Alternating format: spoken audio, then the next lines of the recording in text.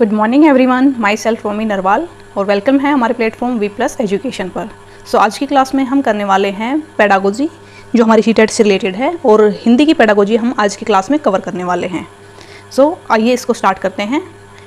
सबसे पहले हम देखते हैं कि जब हिंदी की बात करते हैं हम, तो सबसे पहले हमारे पास क्या आता है कि भाषा क्या होती है। तो सबको पता है कि भाषा क्या है कि हमारे विचारों को आदान प्रदान करने का कोई एक साधन है, जिसके द्वारा हम अपने विचार दूसरों तक पहुंचा सकते हैं और दूसरों के विचार हम खुद समझ सकते हैं। ठीक है, तो सबसे पहले इसकी भाषा है, इसको समझना ही जरूरी है कि इसकी डेफिनेशन क्या है। तो सबसे पहले देखिए कि भाषा हमारे विचारों को व्यक्त करने तथा दूसरे के विचारों को समझने का एक साधन है। तो भाषा है, सिर्फ इतनी तो है नहीं, इतनी लिमिटेशन तो है नहीं भाषा की। भाषा हमारे बहुत सारे भाषा का जो कंसेप्ट है वो बहुत ही ब्रॉड है। बहुत सारी चीज़ों में हमारी भाषा है वो काम आती है। और किन किन चीज़ों में काम आती है, देखिए। भाषा विचारों के आदान प्रदान के साधन के रूप में काम आती है। जी बिल्कुल ठीक है। भाषा सामाजिक जीवन को सार्थक करने के रूप में, सामाजिक जीवन मतलब जहाँ पर आप अपनी सोसाइटी में रहते हैं, उनके साथ इंटरेक्शन करते हैं, तो उनके साथ इंटरेक्ट किस तरह से करेंगे। ओबियसली आप अपनी लैंग्वेज का यूज़ करेंगे, ठीक है, भाषा का यूज़ करेंगे। इसके बाद है भाषा ज्ञान प्राप्ति के साधन के रूप में। जी बिल्कुल, जब आप पढ़ने जाते हैं स्कूल में, वहाँ पर आप टीचर के साथ कम्युनिकेशन करते हैं, फ्रेंड्स के साथ कम्युनिकेशन करते हैं। इसके अलावा जो आपकी पाठ्य पुस्तकें होती हैं, उनके अंदर जो लिखा हुआ है वो हमारी लैंग्वेज ही है। तो आप जो ज्ञान प्राप्त करते हैं वो किससे करते हैं, वो भाषा से ही करते हैं। इसके अलावा क्या है, भाषा साहित्य, कला, संस्कृति और सभ्यता को विकसित करने के रूप में सहायक होती है। और जो भाषा का लिखित रूप है, लिपि भाषा का लिखित रूप है। भाषा जो बोलते हैं हम, वो तो क्या है, हमारी मौखिक भाषा। लेकिन जो हम लिखते हैं, लिखने की तो भाषा के हम रूप की बात करेंगे आगे। तो जो लिखी जाने वाली है उसको हम लिपि भाषा कहते हैं। और एक जो सबसे मेन चीज़ है कि भाषा और लिपि के बीच कोई निश्चित संबंध नहीं होता। कोई भी भाषा किसी भी लिपि में लिखी जा सकती है। जी बिल्कुल, ये आपको पता है। जब हम कोई भी वर्डिंग बोलते हैं तो उसका हमें सिर्फ अर्थ समझ में आना चाहिए। उसको आप फिर किसी भी प्रकार की लिपि है उसके अंदर लिखवा सकते हैं। आप उसको पंजाबी में भी लिख सकते हैं सेम मीनिंग के साथ, उसको आप कन्नड़ में लिख सकते हैं, तमिल में लिख सकते हैं। ठीक है, तो भाषा है, उसकी कोई एक पर्टिकुलर ये नहीं है, निश्चित नहीं है कि आप इसको इसी लिपि में लिख सकते हैं। किसी भी प्रकार की लिपि है उसके अंदर आप भाषा को आसानी से लिख सकते हैं। इसके बाद हम देखते हैं कि जो भाषा है उसके कितने रूप हैं। भाषा है उसके 3 रूप होते हैं। सबसे पहले तो लिखित भाषा। लिखित भाषा कौन सी, जो कि आप लिखते हैं, आप जो बुक्स है, बुक्स के अंदर आप जो पढ़ते हैं वो क्या आपका भाषा का लिखित रूप है। इसके बाद है मौखिक। मौखिक कौन सा, जहाँ पर आप अपने विचारों के आदान प्रदान के लिए जो भाषा का जो सा रूप यूज़ करते हैं वो होती है हमारा मौखिक, जहाँ पर बोली जाती है। ठीक है, और थर्ड है हमारी सांकेतिक भाषा। इसके अंदर क्या है कि आप इशारों में जो बातें करते हैं वो होती है हमारी सांकेतिक भाषा। लिखित भाषा मौखिक भाषा की तुलना में अधिक स्थायी होती है। जी बिल्कुल, स्थायी की बात जब हम कर रहे हैं तो मौखिक भाषा में तो क्या होता है, आपने किसी को कुछ बात बोली, लेकिन आपके पास वो बात बाद में उस बात से मुकर सकता है। हमारे पास कोई सॉलिड प्रूफ नहीं होता, उसका कोई स्थायित्व नहीं है। लेकिन लिखित में क्या है, अगर आपने कोई लेटर किसी को लिख के दिया है या किसी ने कोई बुक लिखी है तो उसके पास क्या है, हमारे पास वो प्रूफ है। लिखित है वो ज़्यादा स्थायी रूप है हमारा भाषा का। ठीक है, इसके बाद हमारी 2 चीज़ें आती हैं, भाषा अर्जन और भाषा अधिगम। 2 चीज़ें होती हैं। तो इन दोनों चीज़ों को समझना बहुत ही ज़रूरी है, क्योंकि जो आपका मोस्टली जो क्वेश्चन आते हैं आपके सीटेट में, वो इन्हीं 2 जो वर्ड हैं इनके बीच में डिफरेंस रिलेटेड ज़्यादा आते हैं। तो अर्जन क्या होता है, एक्विजिशन, और अधिगम किस है, उसको हम बोलते हैं लर्निंग। तो अर्जन तो क्या होता है, अर्जन जैसे आपके घर में कोई भी छोटा बच्चा होता है, वो घर के इन्वायरमेंट के थ्रू घर की किस तरह की भाषा है, बोली है, उसी के अकॉर्डिंग वो बोलना सीख जाता है। ठीक है, तो ये क्या है, ये हमारा अर्जन है कि जहाँ पर आपको किसी भी प्रकार के एक पर्टिकुलर इन्वायरमेंट की ज़रूरत नहीं होती, आपको रूल रेगुलेशन है उसको सीखने की ज़रूरत नहीं होती। यहाँ पर बच्चा सीखता है वो पैसिव माइंड से सीखता है, बच्चा को एक्टिव होने की ज़रूरत नहीं होती। वो पैसिवली माइंड से सिर्फ जो सुनता है उसी को अपने माइंड के अंदर अनकॉन्शियस माइंड में उसकी सेव हो जाती है और वहीं से वो क्या है, बोलना स्टार्ट कर देता है। ठीक है, तो ये है हमारा भाषा अर्जन। जो भाषा अर्जन है इसके ऊपर जो फोकस किया था ना, वो नोम्स चॉम्स्की जी हैं, उन्होंने किया था। क्योंकि उनका कहना था कि जो भाषा अर्जन की जो क्षमता है ना, वो आंतरिक होती है, बच्चे के अंदर पहले से ही विद्यमान होती है। तो भाषा अर्जन है, इसके बारे में भी काफ़ी जो विद्वान हैं उन्होंने अपनी अपनी टिप्पणियाँ दी हैं, वो हम बाद में पढ़ेंगे। तो सबसे पहले हम भाषा अर्जन है इसकी परिभाषा देख लेते हैं कि मनुष्य में जन्मजात क्षमता है भाषा को अर्जित करने की, जिसका प्रयोग करके मनुष्य वार्तालाप करना व भाषा का सहज रूप से प्रयोग करना सीख जाता है, बिना किसी विशेष प्रयास के। देखिए यहाँ पर इन्होंने स्पेशल लिखा है कि बिना किसी विशेष प्रयास के, जो आपकी जो ये प्रक्रिया है वो स्वाभाविक होती है, पैसिव होती है। इसके अंदर बच्चे को एक्टिव लर्नर है, उसको एक्टिव होने की ज़रूरत नहीं होती। तो जो भाषा अर्जन है उसके क्या क्या कैरेक्टरिस्टिक्स होते हैं। सबसे पहले कि स्वाभाविक प्रक्रिया है, ये अपने आप हो जाती है। स्वाभाविक का अर्थ होता है कि वातावरण और समय के अनुसार अपने आप ढल जाना। तो बच्चा जब बड़ा होता है, जैसे जैसे उसकी जो सीखने की क्षमता बढ़ती है, उसी के अकॉर्डिंग वो अपनी भाषा अर्जन है वो कर लेता है। परिवार में जिस तरह की बोली बोली जाती है, बच्चा वही बोली सीख जाता है। इसके बाद वातावरण का प्रभाव, जी बिल्कुल, जो परिवार है, परिवार में किस तरह का माहौल है, उसके अकॉर्डिंग भाषा अर्जन कर लेता है। सहज प्रक्रिया है, अचेतन है, अचेतन मतलब एक्टिव नहीं है, पैसिव है ये आपकी प्रोसेस।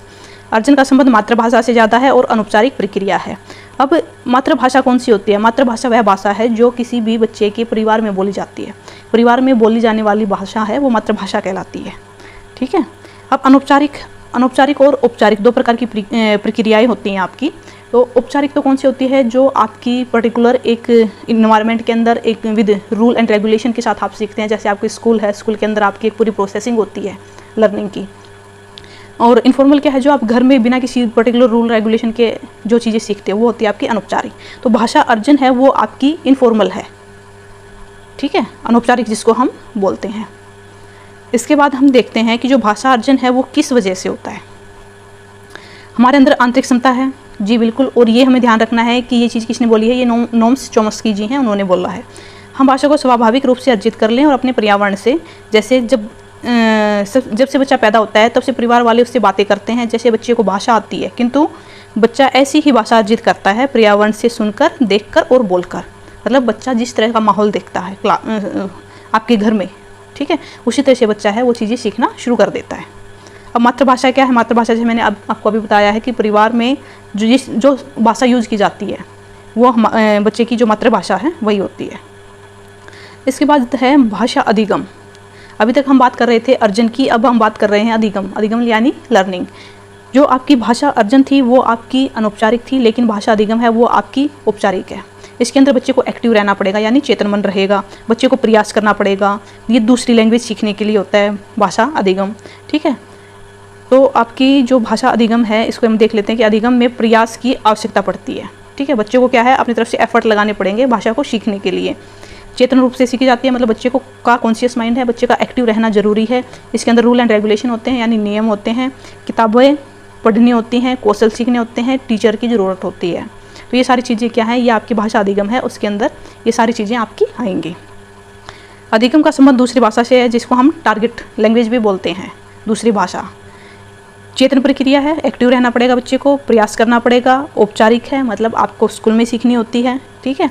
इसके बाद जो स्किनर जी हैं उन्होंने क्या बोला है कि स्किनर के अनुसार भाषा ना दो चीज़ें से सीखी जाती है। एक तो है भाषा का अनुकरण और दूसरा है पुनर्बलन। अनुकरण तो क्या होता है? इमिटेशन, जहाँ बच्चा कॉपी करता है चीज़ों को, ठीक है। और पुनर्बलन जहाँ पर चीज़ें मतलब बार बार दोहराता है उस प्रोसेस को। वाइगोत्स्की जी ने क्या कहा है कि जो भाषा है वो सामाजिक क्रिया द्वारा सीखी जाती है। वाइगोत्स्की की सोशियो कल्चर थ्योरी है, जो हमने सीडीपी की क्लास में भी की थी, तो उसके अंदर यही बताया गया है कि बच्चा जो भाषा का अर्जन करता है, भाषा सीखता है, वो सामाजिक प्रक्रिया है। समाज में जब जाता है किस तरह से वहाँ का माहौल होता है, वातावरण होता है, उसी के अकॉर्डिंग भाषा है वो सीखी जाती है। भाषा के सीखने व्याकरण को के संदर्भ में सिखाया जाता है, मतलब यहाँ पर रूल एंड रेगुलेशन, ग्रामर जिसको हम इंग्लिश में बोलते हैं, तो वहाँ पर क्या होते हैं आपकी रूल एंड रेगुलेशन से लगती हैं। तो इसी तरह से जब अधिगम की बात करते हैं, भाषा अर्जन में कोई आपकी व्याकरण का संदर्भ नहीं दिया जाता, कोई कंटेक्स्ट नहीं होता है ग्रामर का, लेकिन जब हम भाषा अधिगम की बात करते हैं, लर्निंग की बात करते हैं, तो वहाँ पर आपकी रूल एंड रेगुलेशन है वो आ जाते हैं, ठीक है। अब हम देखते हैं जो छोटे छोटे जो मेन पॉइंट्स हैं इसमें कि भाषा अर्जन और अधिगम है, दोनों में क्या डिफरेंस है, क्योंकि दोनों का डिफरेंस समझना बहुत ही ज़रूरी है।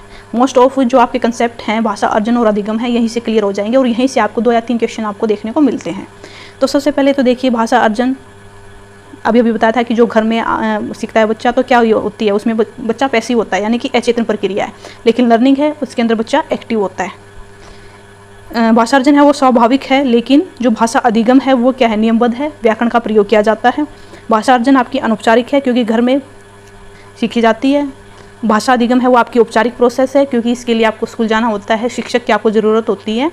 इसके बाद जो भाषा अर्जन है वो मातृभाषा से रिलेटेड है, जबकि आपका जो भाषा अधिगम है वो आपकी दूसरी भाषा यानी कि टारगेट लैंग्वेज है उससे संबंधित है, ठीक है। तो ये थोड़े से डिफरेंस है, इनको ध्यान में रखिएगा। इसके बाद है कि भाषा अर्जन व भाषा अधिगम का मुख्य अंतर, मेन जो डिफरेंस है वो कहाँ से हमें पता चलता है, तो वो है हमारा वातावरण का। क्योंकि देखिए जो भाषा एक्विजिशन होती है, एक्वायर करता है बच्चा, वो होम इन्वायरमेंट में करता है, लेकिन जो अधिगम होता है वो स्कूल इन्वायरमेंट में होता है।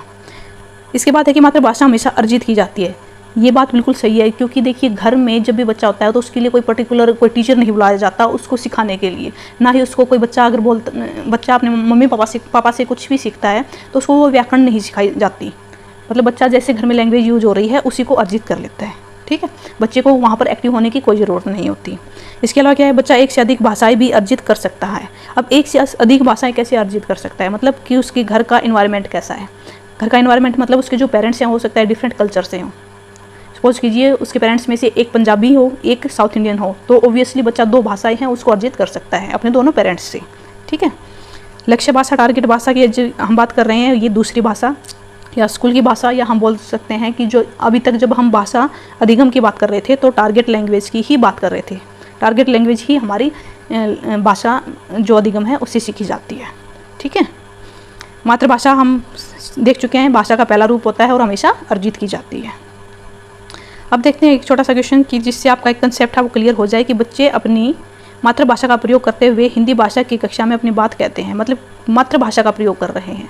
तो क्या है, मातृभाषा का प्रयोग कर रहा है मतलब बच्चा क्या है, स्वाभाविक है, निंदनीय तो होगा ही नहीं, आपका अनुचित भी नहीं है, कोई गलत बात नहीं। अगर बच्चा कोई भी अपनी क्यूरी है टीचर से वो अपनी लैंग्वेज में पूछ रहा है तो ठीक है, विचारणीय भी नहीं है, ये क्या रहेगा आपका स्वाभाविक है, क्योंकि मातृभाषा की बात की जा रही है, अर्जित जो की जाती है, ठीक है। इसके बाद जैसे कि भाषा अर्जन क्या है और अधिगम क्या है ये हम समझ चुके हैं, लेकिन NCF जो नेशनल करिकुलम फ्रेमवर्क है वो भाषा के बारे में क्या कहता है। तो बच्चे की जो प्राथमिक स्तर यानी कि 1st से 5th क्लास तक की जो बच्चे की पढ़ाई होगी वो बच्चे की मातृभाषा के साथ होनी चाहिए। अब मातृभाषा के साथ अगर बच्चा पढ़ाई करेगा तो उससे क्या होगा, बच्चा स्वाभाविक एवं सरल प्रक्रिया से सीखेगा कि बच्चे की जो अंडरस्टैंडिंग है वो अच्छी रहेगी, बच्चे को ज़्यादा एफर्ट नहीं करने पड़ेगा, बच्चा कंफर्टेबल जोन में रहेगा। मेन चीज़ ये है, ठीक है, बच्चे को बर्डन नहीं फील होगा। तो लर्निंग विदाउट बर्डन है वो कंसेप्ट हमारा यहाँ से कनेक्ट हो जाता है। इसके बाद है कि बच्चे को स्वयं को अभिव्यक्त करने देंगे अपनी मातृभाषा में। जी बिल्कुल, NCF ने बोला है कि अगर कोई बच्चा स्कूल में अपनी मातृभाषा का प्रयोग करता है तो उसको वर्जित नहीं किया जाएगा। इसके बाद है कि मातृभाषा प्रयोग करने की वजह से बच्चे की भाषा में क्षेत्रीय भाषा का प्रभाव हो सकता है, जैसे सड़क को सड़क बोलना। बिल्कुल, अगर बच्चा अपनी मातृभाषा को लेके आ रहा है, उसको यूज़ कर रहा है, तो ये थोड़ा बहुत डिफरेंस है वो तो हमें देखने को मिलेगा। इसके बाद है कि हम मातृभाषा और बहुभाषिता को स्वीकार करते हैं कि मातृभाषा है उसको भी स्कूल में एक्सेप्ट किया जाएगा। मल्टीलिंगुअल बहुभाषी जो मतलब बच्चे को मेन चीज़ है कि लर्निंग होनी चाहिए, किसी भी भाषा में सीखे, ठीक है। तो इन सारी चीज़ों को NCF है वो मानता है, एक्सेप्ट करता है, स्वीकार करता है। इसके बाद है कि भाषा के विविध रूप में वही है आप मातृभाषा। सबसे पहला रूप क्या रहेगा, मातृभाषा जो बच्चा परिवार से सीखता है। इसके बाद राष्ट्रभाषा जो देखिए जो इंडिया की वैसे मोस्टली कन्फ्यूजन रहता है बच्चों को कि जो हिंदी है वो राष्ट्रभाषा है, बट ऐसा है नहीं है। इंडिया की कोई भी संवैधानिक रूप से राष्ट्रभाषा नहीं है। हिंदी है वो हमारी राज्य भाषा है, ऑफिशियल लैंग्वेज राज्य भाषा है, ठीक है, राष्ट्रभाषा नहीं है। भारत की 1963 में ऑफिशियल लैंग्वेज एक्ट आया था, आर्टिकल 343। इसके अकॉर्डिंग हिंदी को भारत की राज्य भाषा बनाया गया था, लेकिन राष्ट्रभाषा नहीं बनाया गया था, ठीक है। तो ये आपकी थोड़ी सी चीज़ें हैं देखने की हैं। इसके बाद है कि जो भाषा है हम सीखते कैसे हैं। छोटा बच्चा है वो किस तरह से भाषा को सीखना स्टार्ट करता है। तो सबसे पहले देखिए कूकना, 6 सप्ताह मतलब 1.5 महीने का बच्चा, तो 1.5 महीने का बच्चा किस तरह से धीरे धीरे आवाज़ निकालना स्टार्ट करता है, ठीक है। इसके बाद वो कुछ बड़बड़ाना बोल देते हैं, जैसे हम अपने ये हरियाणवी लैंग्वेज है इसके अंदर। तो बबलिंग, 6 माह का बच्चा बबलिंग करना स्टार्ट कर देता है। एक शब्द मतलब एक पूरा का पूरा वर्ड है, 1 साल की जब बच्चे की उम्र होती है तो उसके अंदर वो 1 साल का एक वर्ड यूज करना सीख जाता है। इसके बाद जब बच्चा 1.5 से 2 साल का होता है तो उसमें टेलीग्राफिक व 2 शब्दों का यूज करना सीख जाता है। और जब बच्चा 4 साल का होता है 2 से 4 तो वो लंबे उच्चारण है वो शुरू कर देता है। तो ये एक पूरी प्रोसेसिंग है कि कितने साल का बच्चा किस तरह की वर्डिंग यूज करना सीख जाता है, ठीक है। इसके बाद है कि प्रोफेसर स्मिथ उन्होंने क्या बोला, ये आपके ना जो फैक्ट से रिलेटेड चीज़ें हैं और ये आपके एग्जाम में पूछ ली जाती हैं कि 2 साल का बच्चा है कितने शब्द बोलता है, 272, 1 साल का 3 शब्द, 5 साल का 2072। तो ये प्रोफेसर स्मिथ के अनुसार एक ये फैक्ट जो आंकड़े हैं वो दिए गए हैं। ये कई बार आपके सीटेट के एग्जाम में डायरेक्ट ऐसे कि ऐसे पूछ लिए जाते हैं। इसके बाद है कि जो भाषा है, भाषा शिक्षण की है उसकी प्रमुख विधियाँ, मतलब भाषा को पढ़ाना है हमें, बच्चों को सिखाना है तो किस किस मेथड से हम भाषा को सिखा सकते हैं। तो सबसे पहले तो देखिए व्याकरण विधि। व्याकरण विधि में क्या है कि जहाँ पर आप रूल एंड रेगुलेशन का यूज़ करते हैं। बच्चों को नियमों का ज्ञान करवाया जाता है कि किस तरह से आप नियम सीखेंगे और किस तरह से उसको लिखेंगे। ठीक है। इसके बाद सेकंड है व्याकरण अनुवाद विधि। इसके अंदर क्या है, बच्चों को नियम के साथ साथ अनुवाद, ट्रांसलेशन, जैसे सपोज कीजिए कि बच्चा है उसको हिंदी में वो सीख रहा है। ठीक है।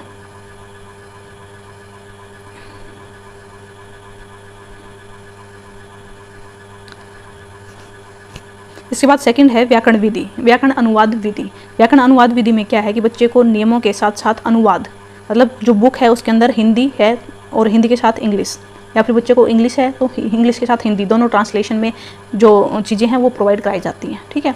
लेकिन इसके अंदर क्या है कि कुछ लिमिटेशन है, कुछ सीमाएं हैं इस मेथड की, कि बच्चे है उसको लिखने का पूरा मौका मिलता है। बच्चा है, व्याकरण है, उसके नियम है, उसको भी सीखता है, उसको अनुवाद किस तरह से किया जाता है वो भी सीखता है, लेकिन उसको बोलने की अपॉर्चुनिटी है वो नहीं मिल पाती। तो इस अपॉर्चुनिटी को ओवरकम करने के लिए जो नेक्स्ट विधि है, प्रत्यक्ष विधि, इसको लेके आया गया। इसके अंदर क्या है, बच्चे को बोलने की पूरी आज़ादी है वो दी जाती है, पूरी फ्रीडम दी जाती है। इसके बाद है सम्मिश्रण विधि। इस विधि में क्या है कि बच्चा जिस तरह से जिस लैंग्वेज को सीखना चाहता है बच्चे को उस तरह की फ्रीडम दी जाएगी उस लैंग्वेज को सीखने की। ठीक है। इसके बाद है संप्रेषण विधि। संप्रेषण विधि जहाँ पर कम्युनिकेशन है तो वहाँ पर बच्चे को बोलने की भरपूर जो अपॉर्चुनिटी है वो दी जाएगी, किसी प्रकार की कमी नहीं रहेगी। तो बच्चे का क्या है, बोलने और लिखने दोनों तरह से डेवलपमेंट है वो अच्छे से होगा। इसके बाद है आगमन विधि। आगमन और निगमन दो तरह की विधियाँ होती हैं, दोनों एक दूसरे की हम बोल सकते हैं अपोजिट होती हैं। ठीक है। क्योंकि जो आगमन विधि है आपकी वो ज्ञात से अज्ञात की तरफ जाती है। देखिए हम इसको थोड़ा सा नीचे करके यहाँ से मैं आपको दिखाती हूँ। आगमन विधि देखिए, ये है आपकी ज्ञात, नॉन से अननोन की तरफ, दूसरा उदाहरण से नियम की तरफ और विशिष्ट से सामान्य की तरफ। ये तीनों की तीनों जो लाइन है ये आपको याद रखनी पड़ेंगी, क्योंकि एग्जाम में एज इट इज पूछ लिया जाता है कि कौन सा मेथड है जो आपको उदाहरण से नियम की ओर लेके जाता है। ठीक है। उदाहरण में मतलब क्या है कि सबसे पहले आपको बहुत सारे उदाहरण दिए जाएंगे और उन उदाहरण के बेस के ऊपर एक नियम बना दिया जाएगा। ठीक है। विशिष्ट से सामान्य की तरफ भी बोल सकते हैं हम इसको, और ज्ञात से अज्ञात की तरफ भी बोल सकते हैं। जैसे उदाहरण से नियम की तरफ कैसे है कि पहले संज्ञा के उदाहरण देते हैं आपको बहुत सारे। ठीक है। और इसके बाद एक नियम बना दिया गया है कि जो शब्द किसी व्यक्ति, वस्तु, स्थान आदि का बोध कराएंगे उसको हम संज्ञा बोलेंगे। ठीक है। इसके बाद जो नेक्स्ट है वो है आपकी निगमन विधि। निगमन विधि ये है आपकी जो आगमन विधि है उसकी अपोजिट होती है। वो आपकी उदाहरण से नियम की तरफ जा रही थी, इसके अंदर आप नियम से उदाहरण की तरफ जाएंगे। मतलब पहले आपको एक रूल बता दिया जाएगा, जैसे आपके मैथमेटिक्स में है कई बार आपको डायरेक्ट एक फॉर्मूला बता दिया जाएगा और उस फॉर्मूले को यूज करके आपको प्रॉब्लम है उसको सोल्व करनी होते हैं। ठीक है। यहाँ बोल सकते हैं सामान्य से विशिष्ट की ओर, मतलब पहले परिभाषा है उसको बताना होता है, उसके उदाहरण व प्रश्न बाद में हल करवाए जाते हैं निगमन विधि में। ठीक है।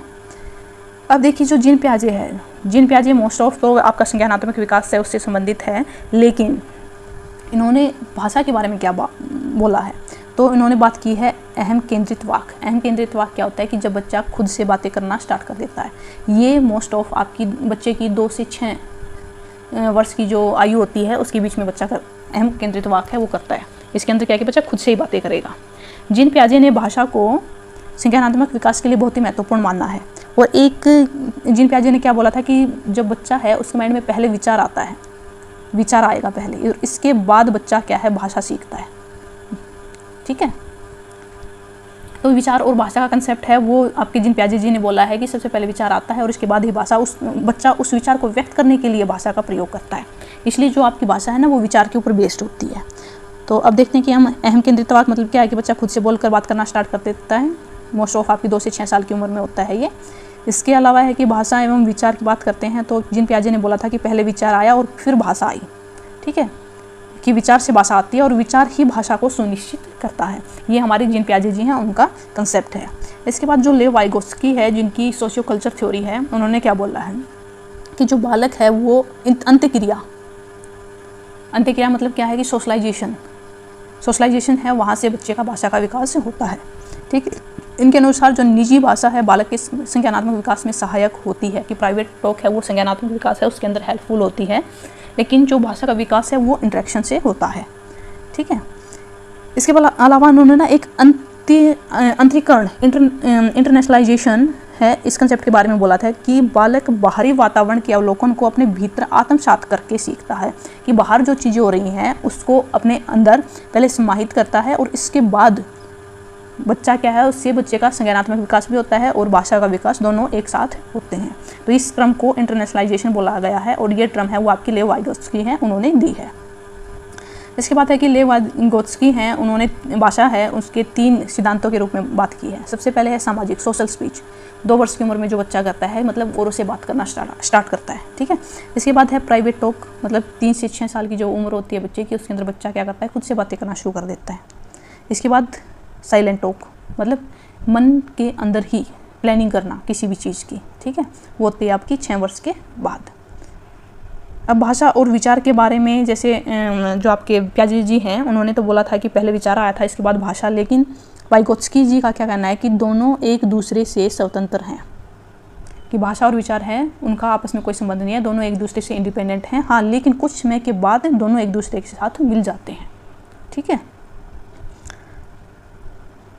इसके बाद है कि जो नोम चोम्स्की, जैसे कि स्टार्टिंग से मैंने बताया है कि जो जन्मजात है भाषा, ये वाला कंसेप्ट नोम चोम्स्की जी ने दिया है। तो और क्या कुछ कहना है हमारे नोम चोम्स्की जी का, कि सबसे पहले तो प्रत्येक भाषा को सीखने की जन्मजात शक्ति ये हम कर चुके हैं।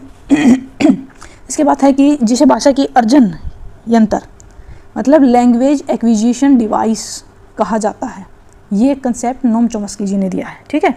इसके बाद है कि विश्व की सभी भाषाएं एक मूल व्याकरण, मतलब ग्रामर के कंसेप्ट है उससे संबंधित है, जिसे समझने में भाषा अर्जन यंत्र हमारी सहायता करता है। तो सभी भाषाएं हैं ना, वो यूनिवर्सल ग्रामर, मतलब मूल व्याकरण है, उससे संबंधित है, और जिसे समझने में भाषा अर्जन यंत्र है वो हमारी सहायता करता है। लैंग्वेज एक्विजिशन डिवाइस है, वो हमारे जो व्याकरण है, रूल एंड रेगुलेशन है, उसको समझने में हेल्प करता है, ठीक है।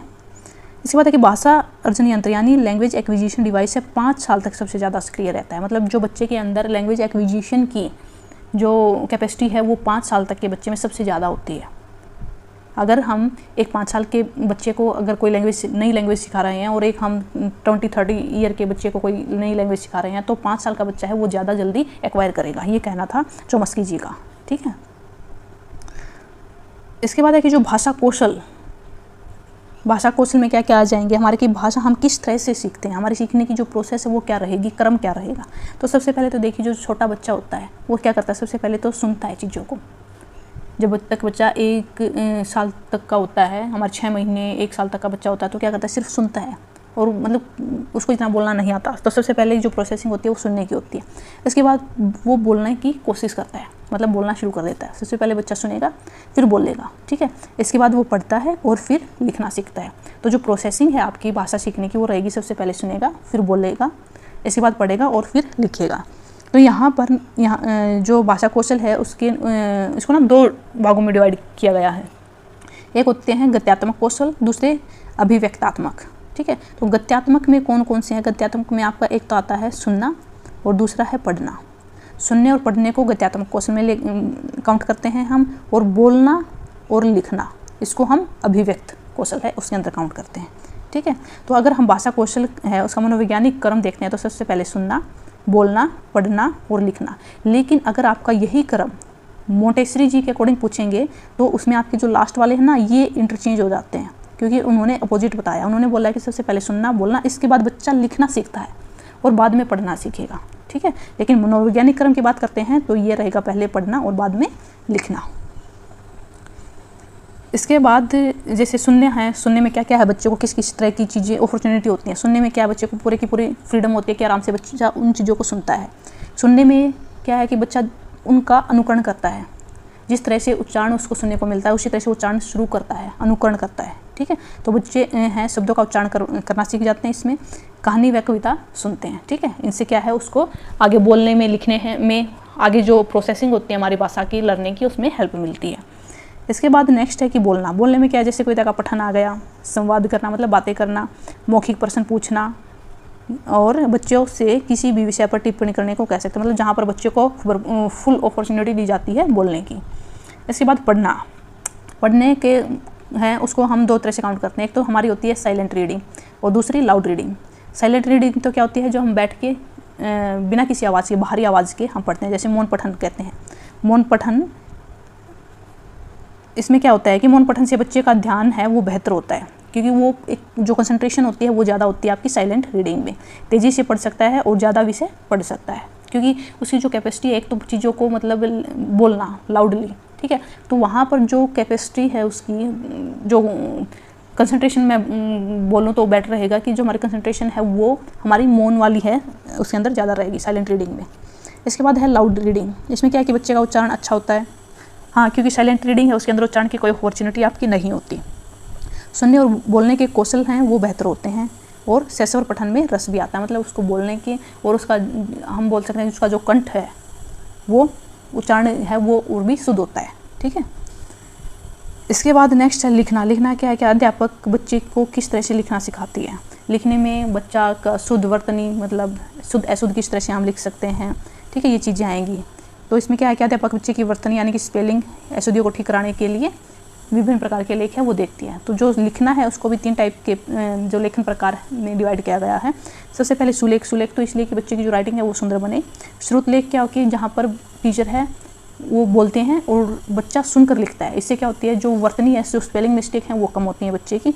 और अनुलेख अक्षरों के अनुकरण के लिए है, वो हम अनुलेख यूज करेंगे वहाँ पे।